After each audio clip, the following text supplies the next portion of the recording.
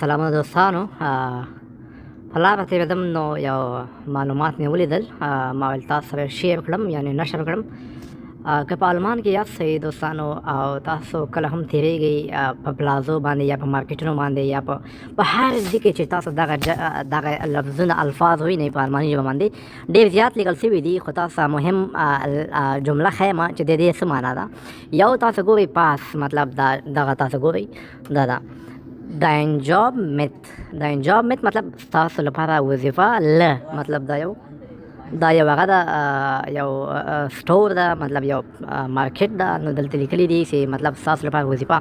نو دلته مهمه جمله چې ده دوستانو، مهمه جمله دا ده wir suchen dich مطلب موږ ستاسو په لټه کې یو، یا په انګلیسي کې وایي we are looking for you، مطلب موږ ستاسو په لټه کې یو، یعنی موږ ته کسان په کار دي وظیفې لپاره یا د کار لپاره.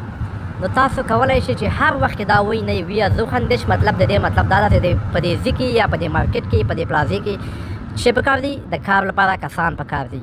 نو کوم ځای کې چې تاسو دا لیده نو له دې څخه استفاده کوئ او هماغلته ورځئ، معلومات کوي، ورته وایي چې بیا تاسو په جواب کې ورته وایي ich suche Arbeit، یعنې موږ د کار په لټه کې یو.